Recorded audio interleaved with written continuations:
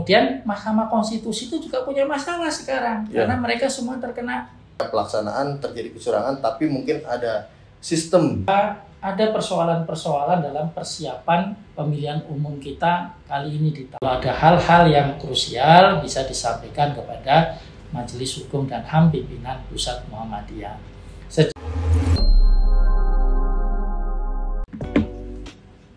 Halo, Assalamualaikum warahmatullahi wabarakatuh. Selamat pagi Sobat Hipotesis dimanapun kalian berada. Pagi ini saya sebagai host akan ditemani oleh Pak Trisno Raharjo selaku Ketua dari Majelis Hukum dan HAM Pimpinan Pusat Muhammadiyah. Mungkin Pak Tris sedikit bisa dijelaskan tentang latar belakang pendidikannya Pak Tris, dan juga mungkin nanti sedikit akan membahas tentang perjalanan karirnya Pak Tris. Baik, terima kasih Mas Pak Yudi. Saya adalah lulusan untuk pendidikan tinggi dari Fakultas Hukum Universitas Islam Indonesia.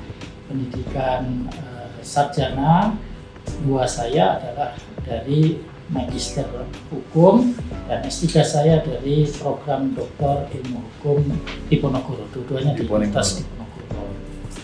Saya menjadi dosen di Universitas Muhammadiyah Yogyakarta pada tahun 1997. Dari 97 Pak Tris? Dari 97. Kemudian aktif dalam kegiatan advokasi pada Pusat Konsultasi Bantuan Hukum. Saya adalah ketua yang pertama di Pusat Konsultasi Bantuan Hukum dan menduduki beberapa jabatan dalam Universitas Muhammadiyah Yogyakarta. Terakhir sebagai Dekan Fakultas Hukum di periode 2013 sampai dengan 2021. Nah, saat ini saya sebagai Ketua Majelis Hukum dan HAM Pimpinan Pusat Muhammadiyah. Kegiatan-kegiatan di bidang hukum banyak saya lakukan, termasuk juga pendampingan hukum selaku advokat. Berarti teman-teman mungkin yang salah satu penonton dari kita ini Pak Tris, ada juga yang mahasiswa Pak Tris dan juga mungkin ada yang alumni dari mahasiswa Pak Tris di Fakultas Hukum Universitas Muhammadiyah Yogyakarta. Saya pikir sudah sangat mengenal dengan sosok Pak Trisno Raharjo ini. Mungkin Pak Tris akan saya sampaikan sedikit berkaitan dengan tema yang akan kita bincangkan pada kesempatan kali ini, yaitu benarkah cerita-cerita tentang kecurangan pemilu 2024. Mungkin nanti akan kita bahas apa saja mungkin indikasi-indikasi kecurangannya, dan juga mungkin akan kita bahas juga bagaimana cara kita menyikapi tentang kecurangan-kecurangan dari mungkin pemilu 2024 ini. Makanya teman-teman Sobat Hipotesis, saya harapkan untuk tetap stay di YouTube ini untuk mendengarkan. Mungkin ada juga sedikit informasi atau pencerahan yang akan didapatkan dari program podcast kami kali ini. Mungkin Pak Trisno untuk pertanyaan pertama, kecurangan itu kan biasanya dimulai dari jauh-jauh hari Pak ya, sebelum pelaksanaan, karena mungkin akan membutuhkan persiapan juga. Jadi kecurangan itu saya pikir bukan hanya serta-merta ketika pelaksanaan terjadi kecurangan, tapi mungkin ada sistem yang disiapkan terlebih dahulu. Mungkin juga bisa dimulai sejak Mahkamah Konstitusi, persiapan untuk pencalonan calon presiden dan wakil presiden yang akan diuntungkan mungkin secara kelompoknya, dan juga mungkin bahkan sejak dalam undang-undang pemilu Pak Tris. Mungkin Pak Tris bisa memberikan sedikit komentarnya berkaitan dengan sistem yang kecurangan-kecurangan yang sudah tersistem seperti itu Pak Tris. Ya, kita memang harus hati-hati kalau terutama yang belajar hukum berbicara tentang kecurangan. Benar, Pak. Karena kecurangan tentu harus ada buktinya. Benar. Tentu yang kita harus perhatikan apakah dalam berbagai ketentuan atau aturan itu telah menjaga agar tidak terjadi kecurangan di dalam proses pemilihan umum yang ini penting bagi suatu pergantian kepemimpinan atau mengisi lembaga-lembaga legislatif kita, agar masyarakat itu yang menggunakan hak suaranya itu dapat meyakini bahwa suaranya itu betul-betul sesuai dengan apa yang ia pilih. Namun demikian, saya memang melihat bahwa ada persoalan-persoalan dalam persiapan pemilihan umum kita kali ini di tahun 2024. Yang pertama, kita tidak bisa memungkiri bahwa adanya upaya-upaya untuk mendorong perpanjangan periode Presiden Jokowi. Satu, semua ingat ada keinginan untuk bisa diperpanjang menjadi 3 periode. Atau setidak-tidaknya itu bisa lebih lama daripada kalau tidak bisa 3 periode, setengahnya lah, misalnya seperti itu. Jadi ada upaya-upaya seperti itu muncul di dalam dialektika kita dalam perpolitikan. Kemudian yang kedua terkait dengan pemilihan umum itu sendiri, ternyata kita sadari betul proses-proses menuju pemilu yang jujur dan adil belum terasa. Yang saya maksudkan belum terasa itu peraturan-peraturan itu coba sudah disusun. Kalau kita lihat undang-undangnya itu undang-undang tahun 2017. Jadi disusun itu sudah untuk memberikan gambaran yang kuat bahwa kita ini siap untuk pemilu, ya, di jauh-jauh hari gitu ya. Akan tetapi di dalam pelaksanaannya perlu ada perbaikan-perbaikan yang harus dilakukan, karena ternyata juga tadi disampaikan ada putusan di Mahkamah Konstitusi. Masalahnya lagi, putusan Mahkamah Konstitusi menghasilkan sidang etika. Ya, yang menghukum semua hakim konstitusi. Bayangkan, hakim konstitusi dalam perjalanan kenegaraan kita itu menjadikan kita harus berpikir ulang apakah betul-betul bisa kita yakini mereka menjadi pengadil yang baik, ya, terkait dengan persoalan ini. Karena mengingat kalau nanti ada sengketa terkaitan dengan pemilu, salah satu menyelesaikannya di Mahkamah Konstitusi. Sehingga itu menjadi sebuah persoalan yang harus kita lihat. Lalu dengan penyelenggaraan, pengawasan yang dilakukan, seolah-olah kita itu selalu seperti pemilu yang pertama. Padahal pemilu yang pertama, ya, di masa Orde Lama tahun 1955 itu selalu dinyatakan sebagai pemilu yang demokratis. Dengan tentu ada masalah-masalah di dalamnya, tetapi selalu dinilai demokratis. Saya tidak pernah mendengar ada orang yang menyatakan pemilu di era reformasi kita ini adalah era yang demokratis sangat bagus. Artinya tentu reformasi kaitan dengan pemilihan umum itu perlu difikirkan dengan sebaik-baiknya agar kita dapat menyelenggarakan pemilu yang baik. Nah, saya memberikan catatan bahwa pemilu kita ini, saya cenderung ingin mengatakan ini pemilu yang kalau tidak dimanage dengan baik, kita melakukan perbaikan-perbaikan, maka akan menyebabkan pemilu ini bisa mengantarkan kita pada akhir reformasi. Kita ingin melakukan perbaikan-perbaikan sistem, tapi sistem itu tidak bisa diperbaiki. Nah, saya berharap para pemangku kepentingan, para politisi memperhatikan ini, menjaga agar proses-proses demokratisasi yang kita kembangkan itu berjalan dengan baik. Nah, tentu sekarang masih proses, saya tidak mendahului proses, tapi saya melihat ada persoalan-persoalan terkaitan dengan pemilu yang indikasi-indikasi kecurangannya itu juga muncul, tetapi nanti perlu dibuktikan lebih lanjut. Ya, Pak Tris. Karena memang saya juga mungkin ya, Pak Tris, sebagai termasuk dalam kalangan Gen Z juga, Pak Tris, ya, yang sejak mungkin saya masih awal masuk ke SMA atau saya naik ke bangku kuliah, saya sudah mengenal yang namanya media sosial, dan makin kesini media sosial itu makin masif untuk memberitakan ya berbagai macam kecurangan, bentuk kecurangan dalam hal pemilu mungkin Pak Tris ya. Dan saya kira mungkin Majelis Hukum dan HAM sudah sangat sering Pak Tris ya merespon berkaitan dengan ya persoalan-persoalan demokrasi yang ada di Indonesia. Mungkin salah satu contohnya adalah respon Majelis Hukum dan HAM ketika kita mungkin kemarin Pak Tris ya nonton bareng hasil putusan MK dan Majelis Hukum dan HAM telah mengeluarkan pernyataan sikap dari Majelis Hukum dan HAM sendiri berkaitan dengan putusan MK itu sendiri Pak Tris ya. Mungkin saya ingin menanyakan juga kepada Pak Tris berkaitan dengan upaya lanjutan Majelis Hukum dan HAM atau Muhammadiyah mungkin secara umum untuk bagaimana caranya kita untuk mencegah kecurangan itu, Pak Tris?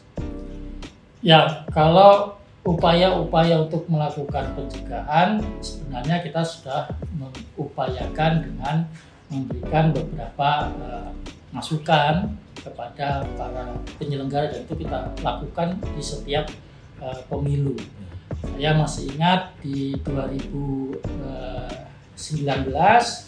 kami Majelis Hukum dan HAM itu dengan membawa beberapa dokumen menghadap kepada Komisi Hak Asasi Manusia untuk menyerahkan beberapa kasus kaitannya dengan meninggalnya petugas KPPS. Kemudian kami mencoba datang ke KPU, tapi karena KPU masih sedang perhitungan suara dan semuanya berkonsentrasi ke sana, sehingga mereka belum bisa menjadwalkan. Sampai hari ini pun kami tidak pernah sampai ke sana. Tapi kami bisa menyerahkan berkas kepada Bawaslu. Kami memberikan pandangan-pandangan, masukan-masukan terkait bagaimana penyelenggaraan pemilu dan pengawasan yang bisa dilakukan. Dan kami bersyukur Bawaslu tetap mencoba menjaga pengawasan itu dilakukan dengan sebaik-baiknya, yang melibatkan juga Muhammadiyah, dalam hal ini perguruan tinggi Muhammadiyah itu dilibatkan untuk melakukan pengawasan, dan termasuk di dalamnya untuk melakukan pemantauan pemilu. Nah, itu pola-pola yang coba dilakukan. Kemudian kepada Dewan Perwakilan Rakyat kami juga memberikan beberapa pandangan atau masukan kaitannya dengan proses pemilihan umum yang perlu dilakukan dengan baik, artinya ketika melakukan penyusunan. Sayangnya penyusunan aturan itu juga belum kami rasakan itu terlaksana dengan baik gitu ya. Itu beberapa hal yang coba kami lakukan, di samping juga meminta teman-teman di Majelis Hukum dan HAM untuk memperhatikan pelaksanaan pemilu di masing-masing wilayah. Tentu kalau ada hal-hal yang krusial bisa disampaikan kepada Majelis Hukum dan HAM pimpinan Pusat Muhammadiyah. Secara umum Muhammadiyah saya kira sudah menyampaikan tanggapan kaitan dengan pelaksanaan pemilu. Artinya pemilu itu kalau kita lihat secara umum itu sudah terlaksana. Ya. Sudah patut kita syukuri itu tidak terjadi hal-hal yang mungkin berekses tidak baik terhadap negara ini. Namun demikian tentu ada catatan-catatan yang tentu akan dilihat dan diperhatikan sesuai dengan proses-proses yang ada. Saya kira itu yang telah diupayakan atau dilakukan oleh setidaknya Majelis Hukum dan HAM pimpinan Pusat Muhammadiyah. Bagus. Karena seperti mungkin yang kita ketahui bersama juga ya Pak Tris ya, bentuk-bentuk kecurangan pemilu ini kan sebenarnya bukan suatu hal yang jarang terjadi Pak ya. Tapi memang dari setiap pemilu dilaksanakan sudah pasti ada bentuk-bentuk kecurangan, entah itu kecurangan yang bisa dikatakan yang bisa dibuktikan secara sah dan meyakinkan, atau mungkin bentuk kecurangan yang tidak bisa dibuktikan. Mungkin contohnya pada 2019 atau ke belakangnya lagi, saya kira mungkin pasti ada bentuk-bentuk kecurangan. Tetapi kan bagaimana caranya kita membuktikannya ya Pak Tris ya. Dan saya rasa Muhammadiyah sudah sangat aware, sudah sangat peduli, dan pengawalan dari Muhammadiyah sudah sangat terlihat saya kira Pak Tris ya. Dan mungkin seperti yang disampaikan Pak Trisno tadi, teman-teman hipotesis, bahwasannya kita juga di Muhammadiyah mempunyai unit-unit untuk melakukan pengawasan ya Pak Tris ya terhadap pemilu ini. Mungkin saya ingin bertanya lagi Pak Tris. Lalu Pak Tris, pertanyaan selanjutnya yang akan saya tanyakan dan juga mungkin teman-teman dari Sobat Hipotesis pertanyakan juga, apakah kita harus menerima hasil dari putusan nanti pemilu di 2024 ini, ataukah kita harus seperti apa nih kira-kira Pak Tris? Menolak atau menolak dengan syarat atau seperti apa Pak Tris? Ya, saya kira kalau kita melihat prosesnya, kita dapat katakan bahwa proses pemilu 2024 masih jauh dari harapan. Kita belum melihat proses pemilu yang jujur, adil, apalagi kalau kita melihat masih ada persoalan-persoalan. Misalnya, kita masih menemukan di luar kecurangan, yaitu meninggalnya petugas KPPS. Angkanya memang lebih kecil, tapi kalau dihitung itu sudah di atas 10%. Mudah-mudahan tidak ada bertambah lagi, karena itu bukan sesuatu yang baik. Yang sakit pun masih banyak. Artinya evaluasi dan upaya-upaya untuk melakukan mitigasi terkait mereka memang belum dapat dilakukan penuh. Harapan kita sebenarnya itu 0 ya, tapi ternyata ya masih berat. Tentu itu menjadi evaluasi bagaimana sebenarnya proses-proses perhitungan yang ada. Kemudian yang kedua, kita mencatat bahwa sistem teknologi informatika KPU itu belum bisa menunjukkan fungsi yang baik. Padahal angka untuk membuat sistem itu bukan sedikit. Kemudian tiba-tiba dia tidak bisa berfungsi.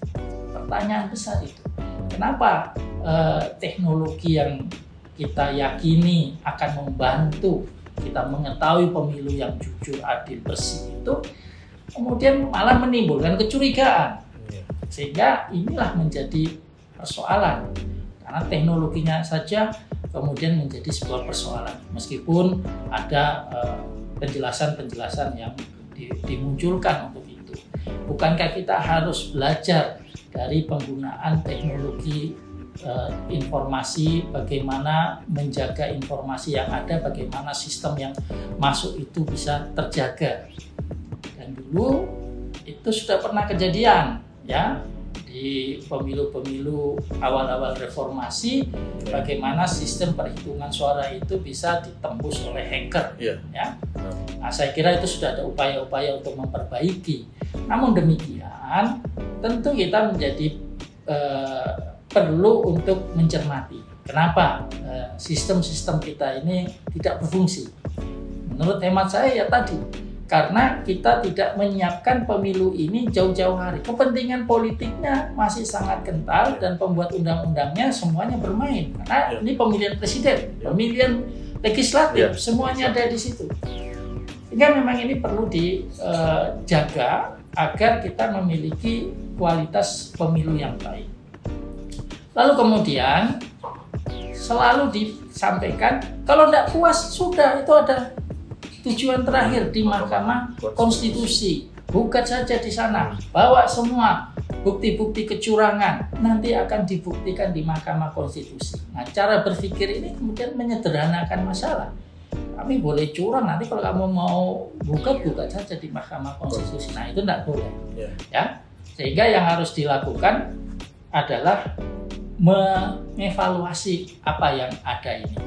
Kemudian Mahkamah Konstitusi itu juga punya masalah sekarang karena mereka semua terkena sanksi etik. Walaupun mereka bisa mengambil keputusan, tetapi sebenarnya tingkat kepercayaan terhadap Mahkamah Konstitusi itu sudah rendah.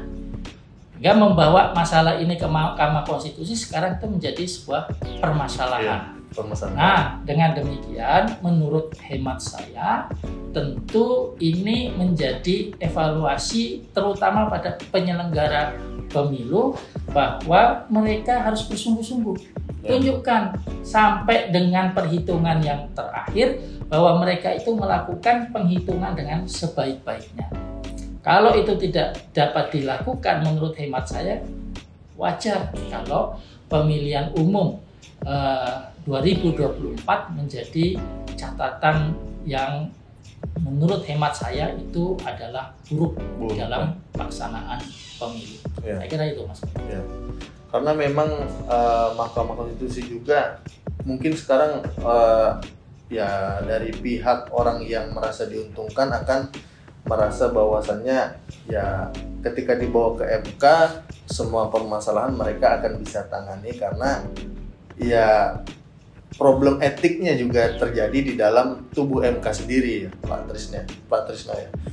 Mungkin Pak Tris, saya ingin berlanjut ke pertanyaan selanjutnya Pak Tris. Yang menarik adalah ketika pencoblosan hampir dilaksanakan pada tanggal 14 kemarin bulan ini, ada sebuah film yang saya kira juga Sobat Hipotesis juga mungkin ada yang sudah menonton, film yang berjudul Dirty Vote ya Pak Tris ya, yang dimana film ini sedikit banyak memberikan kita gambaran bagaimana orang-orang yang ada di balik ya paslon 1, 2, 3 yang dimana ini akan ya sedikit banyak mempengaruhi Pak Tris ya, mempengaruhi bagaimana psikisnya dari pemilih waktu itu. Dan film ini saya kira sangat fenomenal dan sudah ditonton sebanyak 25 juta kali Pak Tris di akun YouTube-nya. Nah, kira-kira bagaimana komentar Pak Tris terhadap film yang dirilis sebelum pemilu ini dilaksanakan, Pak Tris? Komentarnya gimana, Pak? Ya, saya kira beberapa dokumentasi telah dilakukan dan beberapa pemilu juga sudah muncul model-model seperti ini. Ya. Secara prinsip saya tetap menghargai dan mengapresiasi terkait dengan munculnya suatu penyadaran kepada masyarakat terkait dengan perilaku-perilaku politik yang mungkin tidak tepat dilakukan oleh beberapa aktor-aktor politik yang digambarkan dengan beberapa model visual yang dilakukan. Tentu itu adalah bagian dari proses pendidikan politik. Apapun komentar yang muncul menurut saya itu adalah sebuah karya yang memberikan penggambaran atau pendokumentasian. Dan hal tersebut tentu akan memberikan pengingat kepada kita semua, siapapun yang sedang berebut kekuasaan, bahwa kedepannya semua itu harus mengutamakan, mengedepankan kepentingan bangsa dan negara ini. Ada hal-hal yang perlu dievaluasi terkait dengan apa yang disampaikan dan dipaparkan. Saya kira sulit untuk menolak bahwa itu tidak terjadi. Tetapi tentu yang perlu dilakukan dengan sebaik-baiknya adalah menjaga dengan aturan-aturan yang ada agar kita tidak mengulangi hal seperti itu. Menurut hemat saya, banyak berbagai peraturan perundang-undangan terutama Cipta Kerja itu yang tampaknya memang akan digunakan kalau tidak kita evaluasi dengan baik menjadi semakin memperkeruh persoalan perekonomian kita yang terkait dengan mengutamakan kesejahteraan masyarakat. Itu tidak akan bisa tercapai dengan baik. Sehingga saya patut memberikan apresiasi kepada penggambaran-penggambaran yang dilakukan, dan saya kira itu adalah penggambaran-penggambaran yang dapat kita baca kalau kita mau memperhatikan persoalan-persoalan kebangsaan ini dengan baik. Sebelum ada film itu pun kita pasti sudah punya gambaran ada persoalan itu, tapi film ini menuntun kita memberikan gambaran. Bagi yang tidak setuju, ya tentu silakan, ya apa yang mau disampaikan, atau mau buat film yang lain lagi, bisa ya disampaikan seperti itu, karena karya dibalas dengan karya. Nah, saya tidak setuju ketika ada orang yang melaporkan berkaitan dengan isi yang dianggap mungkin tidak pas dan seterusnya, karena menurut saya itu tetap dalam bingkai suatu dokumenter dan itu menjadi tetap bermakna dan penting untuk pembelajaran bagi kita semua.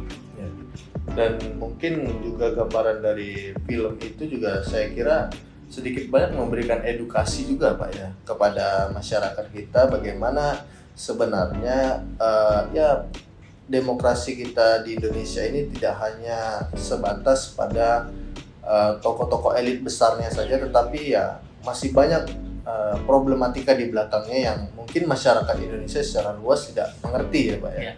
Sehingga visualisasi dari film itu saya kira cukup membantu, apalagi dengan adanya pemilih baru Gen Z ini yang mana sebelum-sebelumnya belum mengetahui mungkin dari paslon 1, 2, atau 3 backgroundnya seperti apa, atau mungkin belum mengetahui latar belakangnya seperti apa, sehingga dengan adanya film itu saya kira juga memberikan dampak yang positif dan juga mungkin dampak yang negatif bagi orang yang tidak mungkin menyetujui akan film itu ya Pak ya. Tapi secara umum saya kira semua film yang didokumentasikan itu pasti juga memiliki basis data yang kuat ya Pak Tris ya. Tidak hanya serta-merta ngambil tapi tidak punya data, itu kan tidak mungkin berani ya pemeran-pemeran ini saya kira sudah memiliki basis data yang kuat sehingga film ini muncul dan seviral sekarang ini Pak Tris ya. Oke Pak Tris, mungkin saya akan ke pertanyaan yang selanjutnya Pak Tris, berkaitan dengan yang terbaru ini Pak Tris, putusan DKPP Pak Tris. DKPP itu mengatakan ketua KPU itu sudah melanggar peraturan yang ada. Bagaimana pandangan dari Pak Tris terhadap putusan DKPP itu Pak Tris? Yang dimaksud keputusan DKPP ini kaitannya dengan pencalonan ya, kalau saya tidak salah menangkap apa yang dimaksud. Karena ketua KPU ini banyak kena sanksi dari DKPP, artinya sudah ada beberapa, kalau misalnya kita kumulasikan harusnya berhenti beliau. Tapi proses tidak sampai ke sana. Namun saya akan mengomentari bahwa masalah etika yang kemudian dikeluarkan sebagai suatu keputusan itu menunjukkan pengenaan sanksi yang kali ini ada pada penyelenggara pemilihan umum, menunjukkan bahwa pemilu 2024 itu menjadi sebuah permasalahan yang sangat-sangat memprihatinkan. Bagaimana mungkin penyelenggara dikenakan sebuah sanksi etik meskipun bukan pada penyelenggaraan pemilu, tapi persiapan penyelenggara. Menunjukkan bahwa KPU tergagap-gagap terkaitannya dengan beberapa peraturan, kemudian harus melakukan penetapan, harus melakukan penyesuaian.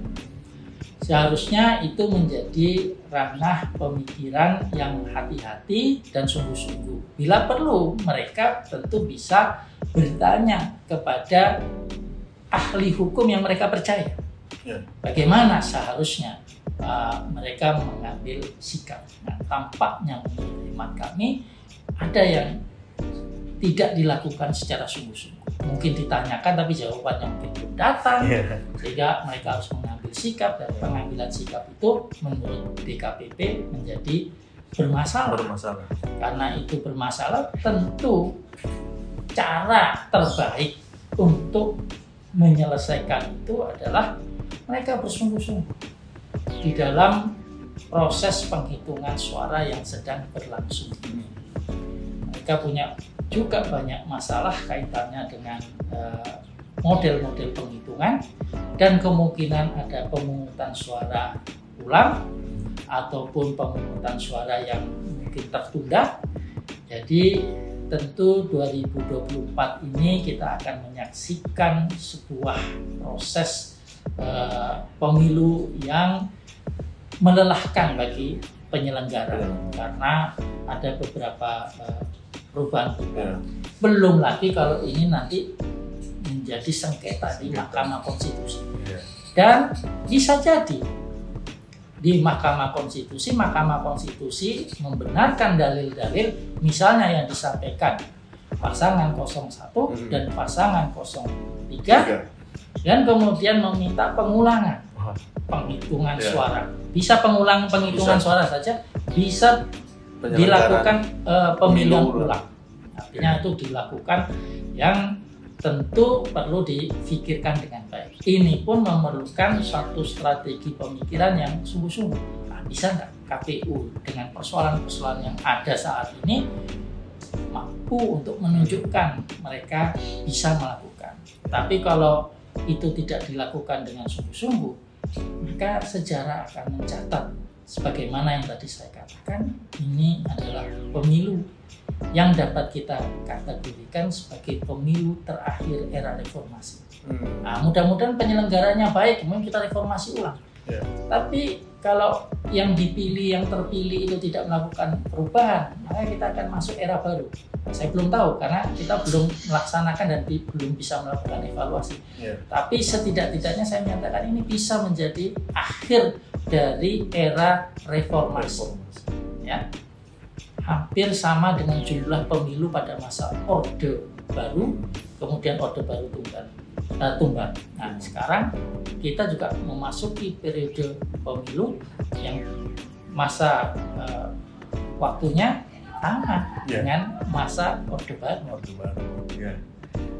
Saya kira mungkin banyak sekali Pak Tris yang menjadi PR dari mungkin penyelenggara pemilu dan juga mungkin pengawas pemilu Bawaslu-nya sendiri terhadap kinerja pelaksanaan pemilu pada periode 2024-2029 ya Pak Tris ya. Nah, mungkin saya ingin bertanya sedikit nih Pak Tris, kira-kira evaluasi terbesar pada pelaksanaan pemilu 2024 ini menurut Pak Tris sendiri itu apa Pak? Ya, saya kira yang paling utama tentu peraturan, bahwa peraturan kaitannya dengan pemilu walaupun sudah disusun jauh hari tentu kemudian perlu untuk pensikapan bahwa dia tidak boleh dilakukan perubahan lagi. Ya. Dikecualikan memang ada kondisi yang memerlukan pengaturan karena kedaruratan. Nah, artinya kalau kita memang mau pemilu dan kita mau melakukan perbaikan itu harus sudah selesai dilakukan pada tahun 2025. Jadi 2025 itu harus sudah selesai. Sehingga setelah 2025 langsung dilakukan upaya-upaya untuk mempersiapkan pemilu. Mulai dari KPU-nya, bahwa semua kelembagaan yang ada, seluruh aturan-aturannya sudah tersedia.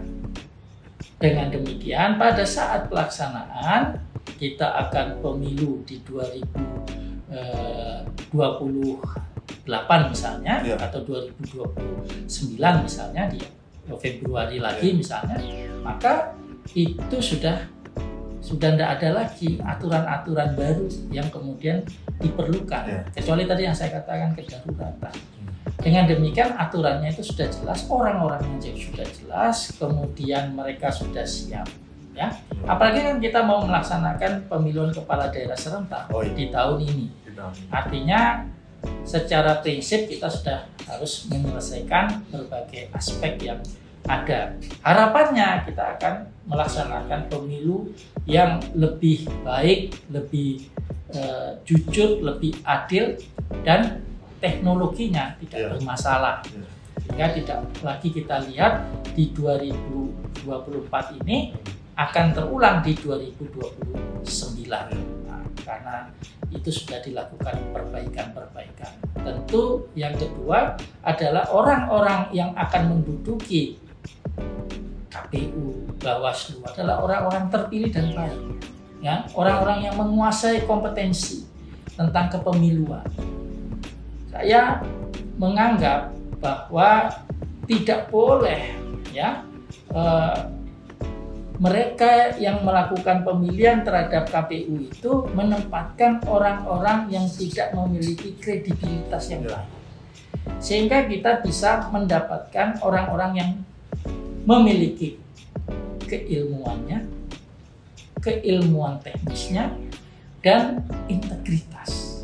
Dengan demikian, pemilu yang baik itu akan menghasilkan suatu hasil pemilu yang dapat kita terima dengan sebaik-baiknya. Nah, tentang kualitas kepemimpinan dan seterusnya, itu adalah proses perjalanan waktu yang ada. Sehingga kita tidak rame-rame terus seperti ini. Menurut hemat saya ini menghabiskan energi kita untuk persoalan-persoalan yang terus berulang setiap 5 tahun. Setiap 5 tahun berulang lagi seperti ini. Dan itu harusnya sudah kita hentikan, dan seharusnya di 2019 harus sudah juga berakhir. Ternyata masih tetap dan sekarang lebih buruk hemat saya gitu. Karena sebenarnya juga KPU ini sebagai gerbang awal Pak ya terhadap pelaksanaan pemilu ya.